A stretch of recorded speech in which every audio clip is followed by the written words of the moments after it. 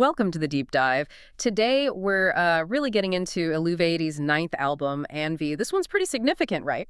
Because it landed after a whole 6 years since their last one, Attignados. So our mission here is to unpack what Envy is all about. We'll look at the sound, how it's put together, the lyrical themes, and maybe most importantly, how it's actually hitting people based on the feedback you've provided. Yeah, and that 6-year wait, that's huge context. A gap like that just built enormous anticipation. Fans get curious, and then they drop singles like Premonition beforehand, which just crank those expectations even higher. So the big question we're exploring, I think, is did Envy actually deliver on those hopes? Or did waiting so long kind of set an impossible bar? Exactly. That's the core of it, isn't it? So let's jump into those first reactions. Some people were definitely saying, yes, the wait was worth it.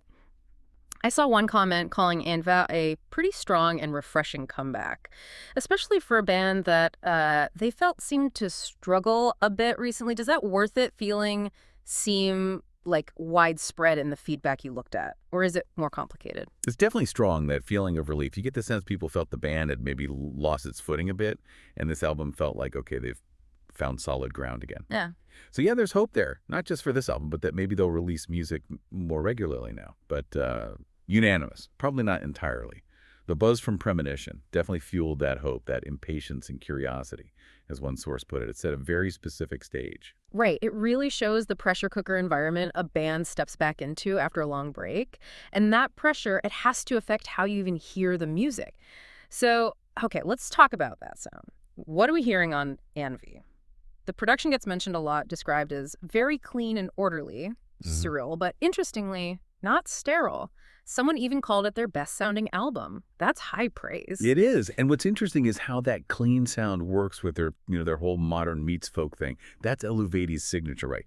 Envy definitely leans into a more modern or alternative metal approach. You hear it in the guitars, the layers. But crucially, the folk elements that always characterize the band are still present. Enough that you still know it's Eluveitie. It's not just styles sitting next to each other.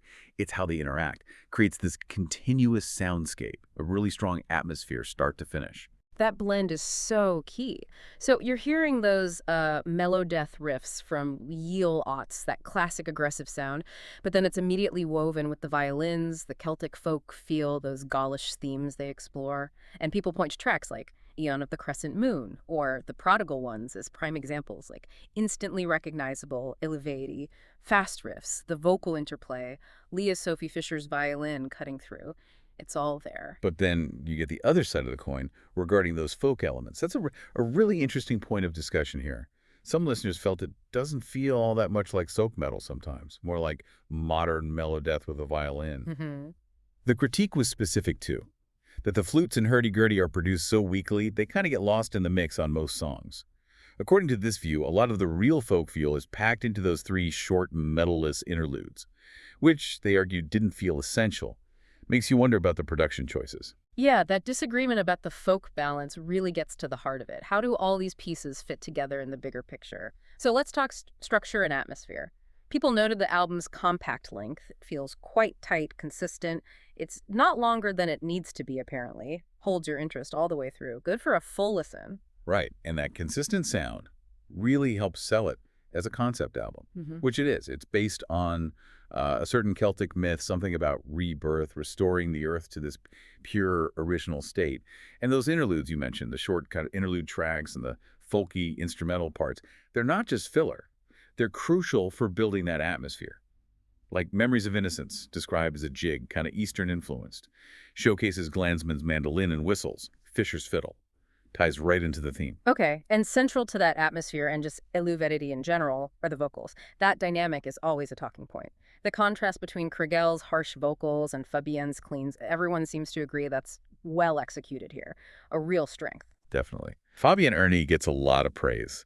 Stunning vocal performances is a phrase that pops up, especially on the title track. And in V, it's described as atmospheric, almost cinematic. Very cool. And she leaves on the more ballad-like songs too, Owen and All Is One. Her singing on Owen was called terrific. Meanwhile, Crickles growls. They're still dominant on the heavier tracks like premonition. That heavy, unique sound is still the anchor. Right, so that core contrast is strong. But digging into the critiques, there were some maybe surprising comments about Fabien's part specifically. This is where it gets kind of fascinating. On Terranoias and All Is One, some felt her vocals were tonally mismatched, like they belonged to a different song. All Is One was even called an outtake from the wrong album, or like a Nightwish impression, and very cliched. And the person saying this acknowledged she is a very strong singer, which made the clash feel even more, I guess, jarring for them. What's your take on that specific critique? That's a really sharp observation. And it touches on, well, integration, doesn't it? When you have a vocalist as powerful and distinct as Fabienne, the band's challenge is, how do you weave that into their established sound seamlessly? Especially a sound built on a very specific kind of vocal interplay.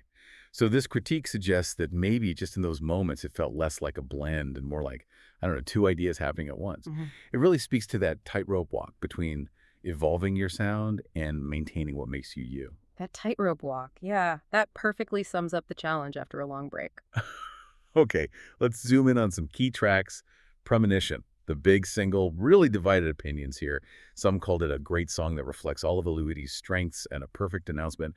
But then others were like, standard Eluveitie fare. Could have been on Origins. Riffs felt more like texture than flavor, like In Flames.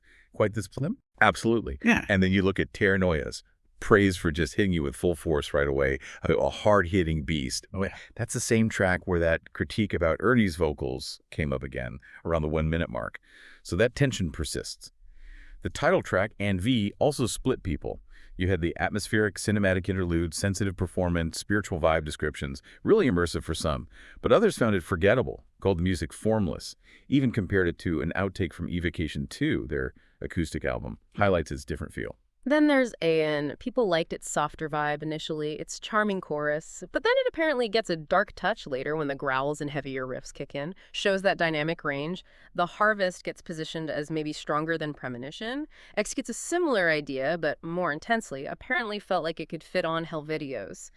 And we should also mention the Prodigal Ones, called A Dance Between Heaven and Hell, but also, interestingly, forgettable by someone else. And Aeon of the Crescent Moon is another notable one. Yeah, and don't forget, if you get the Digipack, you get those two big singles from 2022, Adis and Exile of the Gods. Epic tracks. Adds more value for the collectors. Okay, so we've dissected the sound, the structure, the tracks. What's the big picture verdict? Is there even a consensus? Some sources definitely feel Eluveitie has developed sound-wise. They call Embodied very straightforward and engaging compared to past albums. Suggests positive evolution. But then you get the counterpoint.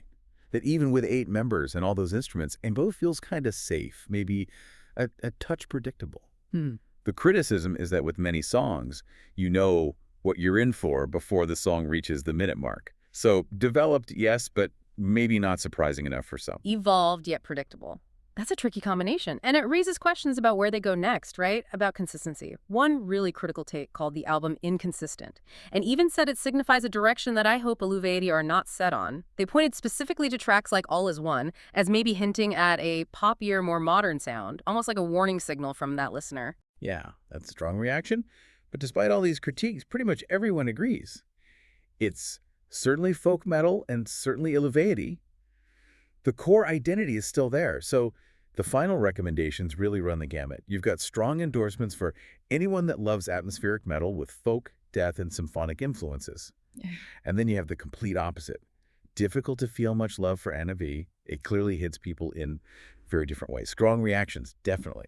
So wrapping this up for you, the listener, what's really striking is that tension in how Anna V was received. It's a perfect case study, isn't it? How a band's return after years away can be seen as this great, refreshing comeback, like finding solid ground again. But at the same time, some hear it as maybe playing it a bit safe or heading in a direction that doesn't quite resonate, especially hard with their unique folk metal blend. Exactly. So maybe the thought to leave you with is this. Given how varied the reactions were to Envy, how does a band with such a loyal, established sound successfully evolve over time, particularly after a long break like that? Is it actually possible to bring in new stuff without inevitably rubbing some fans the wrong way? Or is a bit of that tonal mismatch, as one source put it, just part of the deal when a band grows and experiments across their career? Something to think about.